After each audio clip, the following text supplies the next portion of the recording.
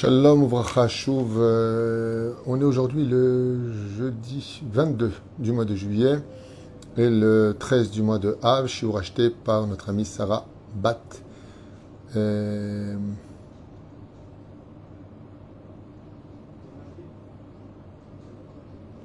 Ici, j'ai shiur demandé par Sarah Bat Sarah Gage. Ok. Pour la Refoua Shlema et la Hatzlacha. C'est ce qui a marqué ici, Sarah Bat Sarah Gage. Ok.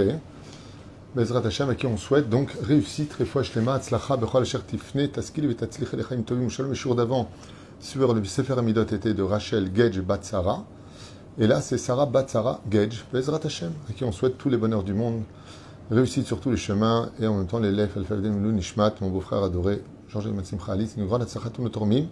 On continue le shiur numéro 2 sur les conséquences du manque d'amour de Rabbi Nachman sur le Sefer Amidot, Bezrat Hashem, un des sujets les plus actuels pour tout ce qu'on est en train de vivre aujourd'hui. Donc sans plus tarder, le numéro 2, la suite. Alédé Sin'a. Celui qui non seulement n'a pas d'amour, mais vous savez que la frontière entre l'amour et la haine, c'est aussi fin que le cheveu d'un enfant. Ce qui fait que l'amour ne s'acquiert que par l'investissement que nous avons pour l'autre. Je répète cette phrase que vous devriez graver dans votre tête. L'amour se crée et s'acquiert par l'investissement. C'est-à-dire que si un jour une femme voudrait que son mari, autant pour moi, l'aime plus, il faut que son mari s'investisse plus. C'est dans l'effort qu'on crée l'amour. Et quand une femme, par exemple, n'a pas assez d'amour pour son mari, qu'elle fasse l'effort de beaucoup plus s'investir pour lui, elle va créer de l'amour, automatiquement. Le fait de s'investir, comme vous le savez, un homme qui a voué toute sa vie à son travail appelle souvent sa société son bébé. Quel rapport ? Tout comme une mère aime son bébé qui ne cesse de le déranger, mais elle se lève par amour pour lui, mais c'est route nefesh pour lui. De la même façon, quand on s'investit pour l'autre, on fait des efforts pour l'autre, par exemple de juger les kafsroutes, de juger du bon côté, de lui trouver des circonstances atténuantes, de lui faire ce qu'il avait envie, on n'a pas ce qu'il fallait, donc on va faire les courses pour lui. Eh bien tout ça, c'est des preuves d'amour. Quoi, tu m'as dit qu'il n'y avait pas de viande? Oui, je suis parti t'en acheter parce que tu voulais un hachis parmentier. Et alors, je t'ai fait un hachis parmentier. Quoi, parce que je t'ai demandé ça ce matin? Oui, c'est une preuve d'amour. Quand par exemple, une femme, prenons un exemple, Ezrat Hashem pour dimanche, puisque c'est tout béave. T'as pas d'argent. T'as pas spécialement d'argent. La situation est dure, on sait pas où on va, mais il y a des mounas, et Dieu est toujours là, il nous a pas laissé tomber. Donc on s'en fiche de tout, s'il y a Dieu, on a tout. Ta femme voit une bague. Elle coûte 1200 shekels. T'as pas les moyens. Et tu viens à la maison avec cette bague. Et tu dis, mais comment tu l'as achetée? Je me suis emprunté, ne t'inquiète pas. J'ai pris ce qu'il fallait, ça ne touchera pas à notre programme financier. Ne t'inquiète pas. Ce que je voulais, c'est te faire plaisir. C'est une preuve d'amour. C'est une halakha. Un homme dépensera plus que ses moyens pour sa femme. Donc, c'est un investissement, c'est des soucis en plus, c'est plus des mounas, c'est plus de travail à fournir pour rembourser ces 1200 shekels. Mais c'est une preuve d'amour. Plus important que la bague, c'est le travail qui a été fait derrière pour arriver à ce sourire qui va durer le temps d'une seconde. Oh, waouh, super, merci, le sourire est là. Mais on engendre de l'amour. La haine, par contre, c'est la concentration que des défauts. Quand on est quelqu'un, quoi qu'il fasse de bien, c'est un dû, et tout ce qui fait de mal n'est pas normal. Donc, ça crée de la haine. La haine, c'est le côté noir de l'autre. Tout ce qu'il n'est pas, tout ce qu'il n'a pas, tout ce qu'il manque chez lui, sera le concentré de mon regard. Sur lui, je fixe tout ce qui n'est pas bon. C'est comme ces gens qui parlent d'Israël, très souvent au nom de la Torah, malheureusement, et qui ne voient que le mal en Israël. Il y a qu'ici qu'on tombe, il y a qu'ici que l'éducation n'est pas bonne, il y a qu'ici qu'il n'y a pas d'assimilés, qu'il y a des assimilés, il y a qu'ici qu'on se marie avec des goïms, il y a qu'ici que tu perds ton judaïsme, il y a qu'ici qu'il y a des homosexuels, il y a qu'ici qu'il y a des réformistes, il y a qu'ici qu'il y a un gouvernement de Réchaïm, mais toute la terre, elle est bonne. Mais ici, c'est pourri. Ah, ça, c'est le problème des gens qui haïssent le pays, ou plutôt qui n'ont pas assez d'émouna. Ou peut-être qu'ils auraient dû mieux faire, à la limite, une Tanit Dibour à vie. Lama. Parce qu'ils n'aiment pas le pays. Ils aiment ce qu'ils sont eux. Mais ils ont besoin de justificatifs pour eux-mêmes. Et la reine Bisiata d'Ishmaïa sont les jugés. Il n'y a pas de choses bien en Israël. À ce point-là. Il n'y a pas de choses bien en Israël. Mazé. Aïdé Sina Babéalot. Rabbi Nachman. Il dit quand on a de la haine, ne t'étonne pas d'avoir des peurs dans ta vie. Parce que la haine, c'est créer un vide énorme entre la connexion de son cœur et de son cerveau. Il y a un vide qui va se créer entre les deux. La haine, c'est rester insensible par l'intellect qui dit au cœur la sensibilité de la vie. La haine, c'est le shafik. Ça veut dire, ce qui t'arrive, c'est bien fait, mais t'as pas de peine. La Torah nous dit, binfol oivecha al tismach. Quand tu vois quelqu'un que tu n'aimes pas, pour X raison, qui tombe, ne te réjouis pas. Ça veut dire qu'il faut quand même qu'il y ait toujours une connexion entre le cœur et la raison. Mais même si tu as raison de le haïr, pour des raisons qui sont justifiées, t'as pas de peine. Comme je dis à quelqu'un d'ailleurs récemment, à propos de gens qui font du mal. Ils font beaucoup de mal. Ils font des choix dans la famille, toi oui, toi non, toi... Je dis, mais qui est la victime? Toi qui subis ça ou eux qui sont si médiocres? Il m'a dit, si je réfléchis bien avec mon cœur, c'est eux qui sont médiocres. Alors toi, t'es pas la victime, c'est eux la victime. Il m'a dit, vu comme ça, j'ai su toute la différence. Quand tu vois les choses avec le cœur, objectivité, de l'esprit, alors tu vois qu'en fin de compte, très souvent, nous qui nous prenons pour des victimes, sommes des rois. Et ce sont la bêtise des autres qui les ont rendus si pauvres d'esprit. La reine, l'autre, c'est perdre son temps avec ce genre de choses, cite Kadem, et ne prend pas à cœur. C'est justement là qu'est tout le secret de tous nos problèmes de la vie. Rav, comment faire quand tous les efforts que tu fais, tu réponds toujours merci, mais c'est pas suffisant. Oh, Aura, c'est une très bonne question. Eh bien, tu as gagné une chose, c'est que le jour où il y aura enfin une discussion sérieuse, tu pourras dire à l'autre, qu'est-ce que tu me reproches? Je t'ai toujours dit merci, j'ai toujours été à la hauteur, je me suis toujours levé quand tu rentres à la maison, ton plat est toujours prêt, je suis toujours prête à te rendre heureuse. Mais moi, par contre, j'ai des reproches. Il n'y a pas plus fort au monde que d'acheter des arguments qui sont si forts que l'autre ne peut rien dire.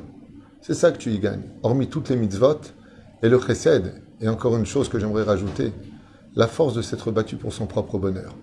Aujourd'hui, on est dans la génération du jetable. Tout est jetable. On mange dans du khat pahami, les verres sont jetables. À une époque, même les portables, les appareils photo étaient jetables. Tout est jetable. Même les femmes sont jetables, les maris sont jetables. Allez, ça va pas, on se jette. Alors vous, au moins, vous avez le bonheur et la force de pouvoir dire « j'ai tout fait pour y arriver ». Si vous croyez que Dieu ne vous voit pas dans ses efforts, vous vous trompez et le salaire sera énorme. S'il n'a pas lieu dans ce monde, il aura lieu dans l'autre. Mais en général, on voit toujours les fruits de nos efforts, malgré tout, dans ce monde d'en bas. Ezrat Hashem. C'est la Amin Bemuna Shlema. Le but de ce monde, c'est pas de dire « si t'es tzaddik, je suis tzaddik ». Non. Même si l'autre, il est rachat, toi, sois tzaddiket. Je ne parle pas du mari, je ne connais pas, mais l'idée est là. Ezrat Hashem. Al-Ede Sina Babéalot. Alors il dit, regardez combien un homme a à perdre dans ce monde quand il a de la haine vis-à-vis de l'autre.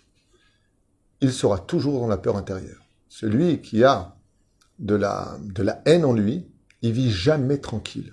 D'abord, sachez que les gens qui sont haineux ont une vie pourrie, et je sais de quoi je parle dans ce domaine. J'en connais des gens qui ont de la haine, qui sont d'ailleurs des pervers narcissiques, sont des personnes purement haineuses de tout ce qui les entoure. Ce sont des épaves de l'esprit. Ce sont des gens qui n'ont aucune aracha atzmit, si ce n'est qu'un orgueil étouffant vis-à-vis des autres. Et ces gens qui sont haineux, comme ces malheureusement pathologies qui existent chez les PN, eh bien, ils vivent tout le temps dans la peur. Et ils vont le couvrir avec une vitrine de perfection, de j'ai peur de personne, je ne crains personne, je suis au-dessus de tout. Malheureusement, c'est faux pour eux. Malheureusement, parce que d'abord c'est faux, et malheureusement c'est faux pour eux. Mais ils n'osent pas se l'avouer. Résultat des courses, ils ont toujours peur, et ainsi de suite. Al-Ede Sina Basrefa, et malheureusement, à cause de la haine, eh bien le feu s'empare aussi bien de leur maison, de leur travail, que de leur vie. Ils brûlent de l'intérieur. Al-Ede Avat Hashem Itbarach, en ce qui concerne l'amour de Dieu, Nishmar Hanefesh Mikol B'Gamim Raimeh, celui qui s'efforce d'aimer Dieu de tout son cœur. Alors, là aussi, je suis obligé de faire une parenthèse très importante. Qu'est-ce que ça veut dire aimer Dieu? Chez l'Agdola, aimer, c'est gratuit. Je t'aime, tu m'aimes, on s'aime, nous aimons, il s'aimèrent. Sur une étoile ou sur un oreiller, c'est facile de s'aimer, mais ça veut dire quoi, aimer Dieu? Il y a beaucoup de gens, comme Aristote, Platon, Socrate, et grands philosophes de tous les pays, à travers tous les âges, qui ont aimé Dieu. Ils le disent ouvertement. Même Spinoza a une façon de définir la relation avec Dieu très bizarre, mais en tout cas, il parle beaucoup de lui. Qu'est-ce que ça veut dire aimer Dieu? Ve'ahavta et Hashem. Cette relation-là est d'une richesse incommensurable. Rabbeinu, il dit que celui qui aime Dieu, écoutez bien ces mots à lui, parce qu'ils valent de l'or, chaque lettre de Rabbeinu, c'est une bombe atomique. Bezrat Hashem, c'est facile de dire je t'aime. Nachon, c'est exactement ce que je suis en train de dire. C'est très facile de dire je t'aime. Mais ça n'engage à rien de le dire. Ce qu'on veut, c'est des actes. Et c'est pour cela que de dire à Dieu qu'on l'aime sans être Shomer Shabbat, Metet Tefillin, Shomer Nida, aimer sa terre, aimer son peuple, tel qu'il le demande, eh bien, ce sont des paroles qui n'ont pas beaucoup de valeur. À quoi ça ressemble? Ça ressemble à une personne qui dit quand est-ce que tu me rembourses? Voilà, je te donne un chèque. Il lui donne un chèque, mais il n'est pas signé. Il lui dit mais ton chèque, il n'est pas signé, il vaut rien. De dire à Dieu qu'on l'aime sans le vivre, c'est un chèque à blanc. C'est exactement la même chose. Et la reine, Rabbeinu nous dit, celui qui a vraiment de l'amour pour Dieu, Nishmar nefesh mikol pegaim raim, il se gardera de tout dégât, aussi bien physique que mental. Expliquons ça de façon beaucoup plus professionnelle. Qu'est-ce que ça veut dire aimer Hachem? Qu'est-ce que ça veut dire? La majeure partie des épreuves qui nous frappent, par tous les côtés dans cette génération, puisqu'on sera attaqué de face, de dos, sur le côté à droite, à gauche, le fait d'aimer nous permet la résistance dans la Emouna. Ça veut dire que la Emouna, dans le Tachles des choses, la foi, si vous préférez, est essentiellement dépendante de l'intensité de l'amour que je porte pour Dieu. Combien de fois j'ai vu, en 25 ans de carrière dans le Shlom Bayit, des femmes maltraitées par leur mari, ou le contraire, des hommes maltraités par leurs femmes. Et je me suis toujours étonné de la réponse quand je pose cette question fatidique. Qu'est-ce que vous faites ensemble? Si votre mari vous crache dessus, il vous insulte, et il vous donne jamais de cadeaux, pas d'anniversaire, pas de ceci, pas de cela, il vous aide jamais, tout ce que vous faites est indu. Ou le contraire, le mari, tout ce qu'il fait doit être doigt et à l'œil. Quand il veut quelque chose, il doit lever la main. Est-ce que ma femme, je peux? Est-ce que... Je peux en Rachem. Et vous savez, ce qui me pâte le plus, c'est la réponse. Je peux pas vivre sans lui, je peux pas vivre sans elle. Mais qu'est-ce que tu aimes? Tu m'as défini un monstre à la maison, ok? Pourquoi tu restes avec? J'arrive pas à comprendre. C'est-à-dire, qu'est-ce qui te pousse à rester avec? Alors, si la réponse est les enfants, c'est que j'ai pas où aller, j'attends une solution. Alors, ça m'arrive de dire une fois à une fille, donc demain tu gagnes le loto, mais je me barre tout de suite. Donc, c'est une question de sécurité financière. Bon, ok. Mais c'est pas tout le temps la réponse. La réponse la plus flagrante, c'est parce que je l'aime trop au fond de moi. J'arrive pas à comprendre. Comment tu peux continuer à aimer quelqu'un qui te fait tellement de mal? Je parle pas de cette pathologie qu'on appelle le syndrome de Stockholm où la victime tombe amoureuse de son bourreau. C'est pas de ça dont je parle. Ce qui m'intéresse, c'est comment tu peux aimer une personne qui t'a fait tellement mal. C'est pas normal, il y a un truc qui va pas. C'est un petit peu d'ailleurs, une fois de plus, le revers de la médaille du pervers narcissique qui arrive à faire aimer sa victime au point que la victime est demandeur de cette relation. C'est un truc de fou. Un truc de malade. Tu vis avec quelqu'un qui te détruit, mais de façon absolument abjecte ta vie, et est amoureux. Et tu ne peux pas te passer de lui. Alors que lui, tu n'existes même pas à ses yeux. Ça veut dire qu'en général, la vie est un miroir, l'amour est un miroir. Comment c'est possible? Bien, ce qu'il faut retenir, c'est que d'abord, il y a une pathologie qui s'est installée, c'est-à-dire la dépendance affective au niveau psychologique, c'est sûr. Mais au-delà de cela, ce que moi je voulais partager avec vous par rapport à l'amour qu'on se doit d'avoir à Dieu, pour Dieu, c'est qu'en réalité, il y a vraiment de l'amour. C'est pas simplement un amour défectueux qui vient d'une pathologie, de la dépendance affective de l'autre, qui se situe dans le sens où, sur le domaine psychologique, j'insiste beaucoup pour expliquer cette parenthèse, c'est-à-dire que j'ai tellement souffert que j'ai besoin de t'aimer encore pour voir les fruits de toutes ces claques prises dans ma vie aboutir à un résultat qui me dira que j'ai pas perdu mon temps et de l'énergie à t'avoir suivi jusqu'ici. Parce que pire que de tout perdre, c'est d'avoir perdu le combat pour lequel j'ai investi toute ma émouna. C'est-à-dire que quand tu viens et que tu morfles pendant 30 ans de mariage, tu morfles, humiliation, coups et blessures, envers tromperie, la totale, et que tu tiens, et qu'à la fin, ton mari ou ta femme, pour le mal qu'il t'a fait, te demande pardon, et que les derniers moments, c'est des moments merveilleux, j'ai gagné. C'est comme un homme qui se bat sur le ring. Il a pris des coups de poing de tous les côtés. Il est tombé plusieurs fois par terre. Et à la fin, l'hypercute, c'est lui qui le met. Il gagne le championnat du monde. Il y a des gens qui vont se cacher derrière le sentiment d'amour parce qu'ils n'ont pas envie de perdre leur combat. Quoi, ça veut dire tout ça pour rien, tout ça pour que je me retrouve seul, ben, j'aurais dû divorcer quand j'avais 20 ans dans ce cas-là. Donc les gens, ils sont obligés de s'accrocher comme une espèce d'espoir qu'au fond de lui, j'arriverai à changer quelque chose. Donc ils vont se forcer à aimer. Mais il y a une grande leçon de morale à retenir de tout ça. C'est que quand vraiment on aime, peu importe de quelle façon les choses vont se passer, le syndrome de Stockholm, la personne qui est amoureuse de son bourreau, bah, quand on a de l'amour pour Dieu, et que les épreuves nous frappent très fortement, on continue à rester fidèle à Dieu parce qu'on l'aime. Et c'est ça qui est extraordinaire. Ce qu'il y a d'extraordinaire, c'est que l'amour, même quand on est déçu du retour de l'investissement qu'on a mis dans sa émouna pour l'autre, l'amour est tellement fort que malgré tout on reste. On reste avec cette personne qui, entre guillemets, Dieu fait jamais de mal. On peut comparer ça à un humain, mais on reste avec Hachem. C'est pas grave. Dieu m'a fait ça, c'est pas grave. Tu m'as pris mon fils, c'est pas grave. Tu m'as fait comme ça, c'est pas grave. Tu m'as pris la maison, c'est pas grave. Pourquoi? Parce que je l'aime. J'aime Hachem, quoi qu'il me fasse. L'amour, elle a cette force extraordinaire de couvrir vraiment tous les coups. C'est une assurance vie pour la fidélité. Mais à la condition où, de l'autre côté, en ce qui concerne Hachem, ça s'accompagne de crainte du ciel. La reine Omer Po, שתשוב בתחילה על עוונותיך, תוכל לבוא לאהבת השם יתברך. Rabbeinu, il dit, la première règle quand tu fais tchouva, c'est de rentrer d'abord de l'amour dans ton cœur pour Dieu. Par exemple, je vous donne un exemple. Pour un homme, je sais que les femmes, comme c'est l'été, j'en profite pour vous le dire à voix haute. Les hommes, vous le savez, on a un gros problème. Nous avons quelque chose chez nous, les hommes, que vous, les femmes, n'avez pas. Ça s'appelle l'âme animale. C'est-à-dire, ce qui fait que quand un homme croise une femme de très belle apparence ou de forme attirante, les hommes, c'est un combat, je parle des hommes normaux, on parle des gens conventionnels, normaux. C'est un combat extrêmement lourd pour un homme de ne pas regarder. Pour une femme, c'est bien, pourquoi tu la regardes, toi? T'as pas ce qu'on a, nous, les hommes. On est des hommes, on a des qualités et des défauts.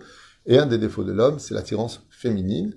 Si on ne se protège pas les yeux, malheureusement, on peut très vite tomber au point de même plus contrôler. La Gemara nous dit, un apotropos la, c'est un homme, il peut fauter en étant dans sa tête, mais qu'est-ce que je fais? Il faut pas que je le fasse, c'est pas bon, mais il le fait quand même. Pourquoi? Parce qu'il est emporté par quelque chose de très puissant, lui qu'on appelle le Yetzer Hara féminin, qui vient de la Klippat Baal Peor, dans la Kabbale. Et cette Klippa-là, elle est très forte chez l'homme. C'est comme un aimant fort. Ça ne veut pas dire que ça justifie le fait de regarder ou de tromper, hein, c'est pas ce que je suis en train de dire, mais c'est un état de fait. Donc, qu'est-ce qui se passe dans la rue quand un homme regarde une femme qui passe à côté? Il la connaît pas, mais elle a des formes qui le rend fou. D'accord? Est-ce que la crainte du ciel suffirait? Vous allez vous étonner d'entendre que non. La crainte du ciel est très importante. Elle va lui permettre de changer de trottoir, de faire demi-tour, de s'arrêter ou de la dépasser.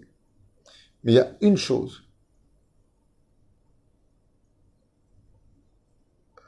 C'est pas la même chose. Une femme qui regarde un homme, c'est pas le même interdit. Il y a pas cet interdit parce que la femme n'a pas l'âme animale. Pour répondre à la question qui est posée ici, c'est pas la même chose. Selon le Ramban, Nachmanide, oui, c'est la même chose. Zelotov, c'est le yafé, mais en même temps, c'est pire pour une femme de regarder un beau mec parce qu'elle n'a pas ça en elle. C'est pas son truc. Une femme, elle a besoin d'amour, de tendresse, et c'est sûr qu'elle a besoin aussi d'un mari qui se soigne. C'est évident. Mais c'est pas naturel, ce genre de choses. On voit ça dans les films, on voit ça chez les filles qui n'ont pas beaucoup de séchel, en général. Ah, t'as vu le mec? Oh là là, teubé. Excusez-moi pour le mot employé, c'est peut-être pas joli ce que je viens de dire, mais c'est ce que je pense au fond de mon cœur. La reine, c'est lo big deal. Un homme comprend. Une femme, c'est pas ce qui est marqué dans la Torah. La femme n'a pas de nefesh behimi, elle est cérébrale. Vous le voyez bien dans les relations sexuelles entre un homme et une femme. Une femme, elle a besoin de conditions, par exemple, la vexée, elle peut pas se donner. C'est cérébral. L'homme, il est animal. Un homme, il peut tout à fait dire à sa femme, va crever, il lui fait l'amour et il lui dit après, va crever. Il n'y a pas de problème de faire une parenthèse parce qu'il a besoin et de retourner dans sa médiocrité et dans son langage. Il ne faut pas tout confondre. La reine, non. La femme, c'est pas la même chose, mais malgré tout, c'est pas un interdit. Pas d'intérêt pour un homme, une femme de regarder un homme. Dans l'absolu. C'est-à-dire, à moins que cette femme soit remplie de touma, et alors, donc, là, elle va tomber avec un effet jbémi intérieur qu'elle aura créé d'elle-même, par contre. Tov, quand on... Imaginez comme ça, donc s'il y a des hommes qui regardent ce chiour un jour, essayez-le, vous verrez. Si vous vous heurtez à cette épreuve de tomber sur une femme de très belle apparence, qui en tout cas correspondent à vos critères, au moment où vous êtes face à l'épreuve et que vous n'y arrivez pas, dites la phrase dans votre cœur, Hachem, j'ai envie de regarder, Mais par amour pour toi, je ne regarde pas. Et à ce moment-là, vous levez les yeux vers le ciel et vous regardez le ciel. Vous allez voir que bizarrement, je ne dirais pas que ce sera très facile, mais avec beaucoup plus d'aisance, vous allez réussir à surmonter ce Yetzer Hara insurmontable. C'est parce que nos yeux sont des aimants vis-à-vis de la sexualité féminine en général, et donc on a du mal. Nos yeux ont envie de se nourrir de ce plaisir que procure l'interdit. C'est-à-dire, aval, juste d'imaginer, Kamma, Dieu il t'aime, imaginez comme ça que vous marchez, c'est un dougma, marchez, et vous tombez sur une bombe atomique. C'est-à-dire, il tombe sur une bombe atomique. Et au moment où vous avez l'intention de regarder, vous avez une voix d'amour qui vous parle, qui vient de je ne sais pas d'où, c'est le ciel, et qui te dit à ce moment-là, Kamani Oevotra. Vous allez voir que d'un coup, vous allez dire, moi aussi je t'aime. Et par amour pour toi, je ne te foutrai pas. C'est d'avoir une flamme. C'est pour ça que dans les couples, il est impératif de s'aimer très fortement. Combien j'insiste. Combien il est important quand vous partez le matin de dire à votre femme, Ani Oevotarishti, je t'aime ma femme. Mais il est important pour une femme de rappeler à son mari, chérie, mon cœur fait attention à toi et n'oublie pas que je t'aime toute la journée. C'est un message qui dit ne regarde pas ailleurs. N'oublie pas que moi je t'aime. En d'autres termes, ne me fais pas de mal. Si tu m'aimes, ne me fais pas de mal. Parce que si je sais que tu m'as trompé, même avec ton regard, tu vas me faire du mal, alors que moi je ne méritais pas de souffrir, parce que je t'aimais. Zdabar Gadol, je sais que ça paraît un peu philosophique pour certaines oreilles, mais c'est sur ça que toute la réalité du monde tient, sur le vrai sentiment d'aimer. Ça veut dire que si un jour, lo alenu velo alechem, un homme se retrouverait face à l'opportunité de chas shalom, tromper sa femme, et qu'il a besoin d'un argument dans sa tête, alors qu'il se dise au moins cette phrase-là. Ma femme ne mérite pas d'être trompée. Moi, j'ai envie de la tromper. Moi, j'ai envie de ceci. Moi, j'ai envie de cela. Et puis, elle ne le saura pas. Et puis. Le Yetzer Hara est très fort pour faire tomber un homme. Surtout quand la femme en face vient le chercher. Mais juste cette phrase-là, je vous en prie, retenez-la.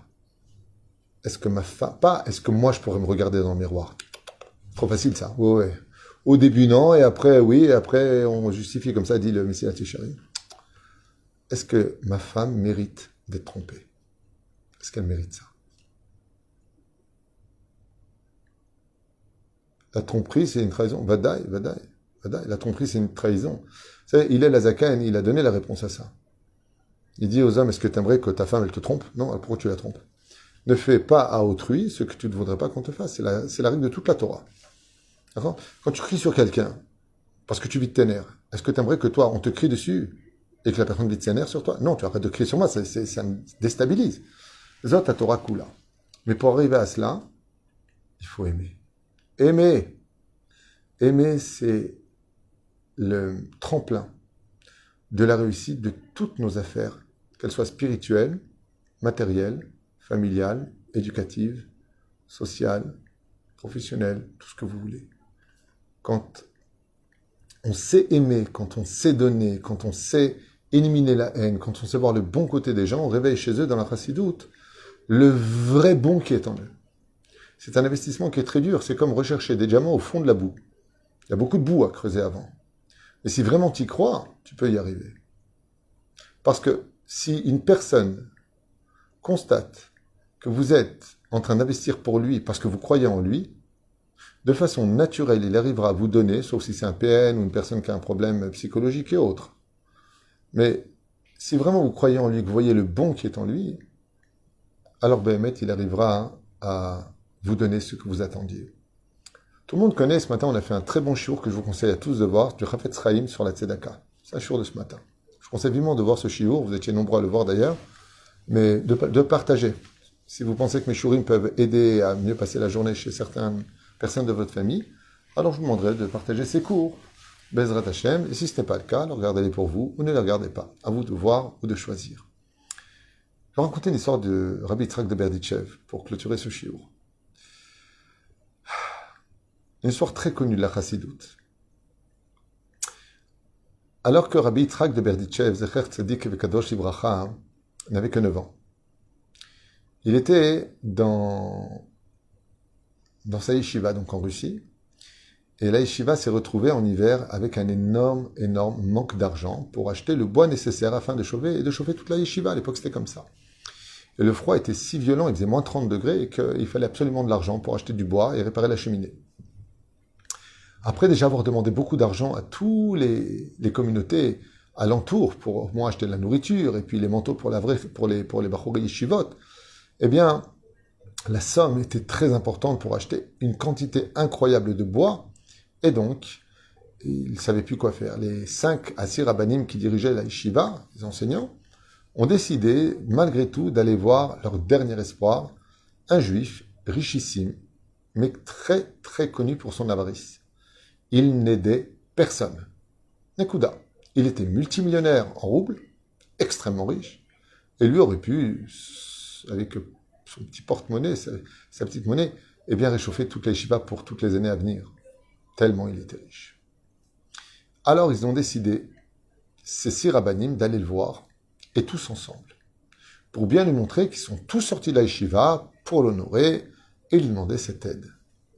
Ils arrivèrent devant sa merveilleuse maison, magnifique villa, tapèrent à la porte, et puis voilà que le riche, en son somptueux vêtement de satin, ouvrit la porte, et il vit ces 6 rabbanim, avec leurs longues barbes, des regards remplis de lumière, en lui disant « Shalom, shalom, shalom, Ata ben Israël, tu es le fils d'Israël, Abraham, Tzrak, Yaakov. » Il leur a dit « Qu'est-ce que vous voulez ?» Il leur a dit « Voilà, vous savez combien on a d'élèves à la yeshiva, on vous a jamais embêté, on sait que vous n'aimez pas donner. Vous savez que je n'aime pas donner. Très bien, qu'est-ce que vous voulez alors, puisque vous savez que je n'aime pas donner ?» Et il ne les laissait même pas continuer leur discours, que ce richissime les a mis à la porte. Quand ils sont arrivés désespérés à la yeshiva, ils étaient en réunion, et à ce moment-là, le jeune Rabbi Yitzhak de Berditchev rentra dans la salle. Et il les a tous vus comme ça, en train de parler les uns avec les autres, un peu défaits. À ce moment-là, il leur dit « Pourquoi vous êtes dans cet état ?» Il dit « Ah, Tzaddik Yitzhak, Tzaddik, qu'est-ce que tu veux qu'on te dise? On avait un dernier espoir, c'est un homme qui est très riche, mais il ne veut pas donner. Il ne veut pas aider la Torah. » Il dit, est-ce que vous pourriez revenir le voir avec moi? Et le Rosh Yeshiva n'était pas trop pour, mais le maître de Rabbi Yitzhak de Berditchev, dont le nom m'échappe maintenant, parce que je n'avais pas prévu de raconter cette histoire, à ce moment-là, il dit, oui, il faut qu'on suive Yitzhak. Il est jeune, mais c'est un prodige en Torah. On voit Dieu dans ses yeux, il a la Mad Hashem sur lui. Comme dit Rabbi Nachman de Breslev à propos de Rabbi Yitzhak de Berditchev, que dans le ciel, il a entendu Rabbi Nachman, que Dieu appelait Rabbi Yitzhak de Berditchev mon fils. Pour vous dire combien il était aimé de Dieu, Rabbi Yitzhak de Berditchev. Sroto Yegana Alenu. Le Sanégor d'Israël, celui qui protégeait toujours le peuple d'Israël. Écoutez bien cette histoire comme elle est belle. Quand ils sont arrivés devant la maison, Rabbi Yitzhak se retourna à l'âge de ses 9 ans et a dit à tous les grands rabbanim, je vous demande une chose. Je vais taper à la porte, je vais parler, je vous interdis de dire quoi que ce soit. Ne vous mêlez pas, ne parlez pas et ne dites rien. Laissez-moi faire. Les rabbanim s'en tenaient à ce qu'a dit Rabbi Yitzhak, et Rabbi Yitzhak tapa lui-même à la porte. À ce moment-là, le richissime, une fois de plus, ouvrit la porte, et j'étais surpris, voir un petit jeune homme avec ses péotes, ses grands yeux bleus comme ça, magnifiques, et il lui dit « Shalom !» Il lui dit « Shalom, petit !» Puis il regarde comme ça les rabbanim, il dit « Pourtant, je vous ai dit que je ne donnerai rien. Pourquoi vous êtes revenus ?» Ils n'ont pas répondu. Il dit « Non, vous occupez pas d'eux. Eux, ils m'ont juste accompagné pour vous rencontrer. Alors, je voudrais vous dire, nous, on est jeunes, on étudie la Torah et on aime la Torah. Il y a Zvouloun et il y a Issachar. On ne vous demande pas beaucoup, juste une aide, parce qu'on a très froid. Regardez, mes chaussures, elles sont déchirées. Est-ce que vous pourriez nous aider, s'il vous plaît? Les rabbanim d'Erez ont dit, mais il est fou, si c'était pour argumenter des choses pareilles, pas besoin de venir jusqu'ici. Et par contre, le riche, en regardant Rabbi Yitzhak de Berditchev de ses 9 ans, il regarde comme ça, il lui dit, ouais, je vais t'aider. Wow, surprise générale. Et là, il sortit une pièce toute rouillée, toute noire, d'aucune valeur. Même pas un demi-rouble. 1 centime de rouble. avec lequel on ne pouvait rien acheter. C'était une pièce qui n'était plus fabriquée à cette époque. Et ça faisait des années qu'il ne la fabriquait plus.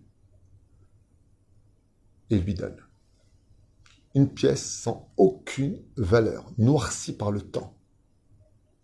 Rabbi Yitzhak de Berditchev, il prend cette petite pièce noire, il l'embrasse et il dit, vous voyez, cher Rabbanim, vous m'avez dit qu'il ne donnerait pas. Regardez ce qu'il nous a donné. Baruch Hashem. Il prend la pièce, il la serre dans sa main. Et avec l'autre main, il prend la main du richissime et il se met à danser avec lui. Et il danse. Merci, merci, j'ai gagné. J'aurais promis que vous donnerez de l'argent. Rabbanim qui était là-bas, ils ont regardé la scène en disant, top, il a essayé de faire un grand miracle, mais on se rappellera de cette journée. Super. Mamash Mazal Tov. Quelle honte. À ce moment-là, quand le richissime a fini de danser, qu'il a vu le sourire de Rabbi Yitzhak de Berditchev, il lui a dit, attends-moi un instant. Puis voilà que quelques instants plus tard, le richissime revient avec un énorme sac où il y avait plus de 400 roubles à l'intérieur, en billets, en pièces, de quoi chauffer pendant 10 ans la yeshiva. Il lui a dit, maintenant, pour toi, je donne cet argent. Quand les rabbanim ont vu ça, ils étaient estomaqués. 450 roubles? Une telle somme? À l'époque, c'était énorme. Le Rosh Yeshiva, il n'a pas pu se retenir. Il a dit, est-ce que je peux prendre la parole? Rabbi Yitzhak lui a dit, c'est bon, tu peux. Il lui a dit, est-ce que vous pouvez m'expliquer ce qui s'est passé? Comment est-ce que ce jeune homme a pu vous convaincre? Il leur a dit, je vais vous expliquer ce qui s'est passé. Moi, j'ai toujours aimé la Torah. Je sais que la Torah, c'est vrai. Je sais que la Torah est véridique. Je crois en Moshe, je crois au Rabbanim, j'aime ceux qui étudient la Torah. Seulement voilà. Quand j'étais jeune, à l'âge de 16 ans, 17 ans, mon rêve, c'était d'être riche pour soutenir la Torah. Et à l'époque, j'avais pas du tout d'argent. J'avais juste cette pièce avec laquelle je pouvais acheter un morceau de pain avec. Ça valait un morceau de pain à l'époque. Et j'avais très faim ce jour-là. Au moment où j'allais pour acheter ce morceau de pain, est venu un rav d'une yeshiva. Il m'a demandé de l'aide. J'avais que cette pièce. J'ai pris cette pièce et je lui ai donné de tout mon cœur. J'ai dit, je me priverai de manger aujourd'hui pour soutenir la Torah. Et ce rabbin, quand il a eu cette petite pièce dans ma main, il m'a regardé comme ça, il m'a dit, si c'était pour me donner de ça, si c'est pour donner ça, de quoi acheter juste une miche de pain que tu me donnes, c'est pour ça que moi je m'humilie à te tendre la main, il lui a dit, en lui criant dessus, c'est pas la peine, et il me l'a jeté au visage. J'ai tellement été blessé, j'ai tellement été choqué, j'ai tellement été dégoûté que la haine m'a envahi. Et j'ai fait un éder. Je n'aiderai plus jamais une yeshiva jusqu'au jour où ma pièce sera acceptée de bon cœur. Et voilà que toutes ces années passées, et pour la première fois, cet enfant qui vient de la yeshiva danse avec ma pièce qui n'a même plus aucune valeur aujourd'hui. Alors je peux tout vous donner maintenant. Il a débouché les canaux de ma haine. Kachaya Matzav. Les Rabbanim, quand ils ont entendu ça, ils ont dit à Rabbi Yitzhak de Berditchev, tu savais les choses? Tu savais ça? Tu connaissais son histoire? Et Rabbi Yitzhak, il a dit non, je ne l'avais jamais rencontré de ma vie. Il lui a dit, alors comment tu as su? Il a dit, je ne l'ai pas su. J'aime chaque juif. Et je sais qu'au fond de chaque juif, quand c'est un petit peu bouché, il faut savoir donner beaucoup d'amour pour être le desktop de tous ceux qui bouchent un cœur. Il faut savoir aimer, donner et ne pas se remplir de haine. C'est mon amour qui a débouché. J'ai vu le bien en lui. Je le remerciais même si on n'avait pas besoin de sa pièce. Et c'est tout ce que ça a donné comme résultat. Zeperoucha Davar. Si vraiment, et encore une fois, je m'excuse de refaire tout le temps, peut-être pour certaines personnes ça agace, mais honneur au Rabbi Lubavitch. Bémet, quel exemple pour nous. Bémet, c'est l'Oyeuman qui est sous part. Combien cet homme, je le répète, il a cru en chaque juif Et ils ont fait tchouva. C'est-à-dire que que les accidents de voiture n'ont pas réussi à faire, ce que les lotos n'ont pas réussi à faire, ce que les menaces du Guéhinam n'ont pas réussi à faire, ce que la promesse du Gan Eden n'ont pas réussi à faire, le Rabbi de Lubavitch, avec son amour pour chaque juif, le Rav Ovadia Yosef, Zecher Tzadik Kadosh Vracha, les gens qui le rencontraient, Mamash Ayur Chosrim Bitchouva, le Rav Steinman. Pourquoi les grands réussissent ça tellement facilement à ramener même des gens de la mafia, ils font tchouva avec eux, mais comment c'est possible? Réponse très simple. Ils donnent de l'amour sans juger personne. Alors ils méritent tout.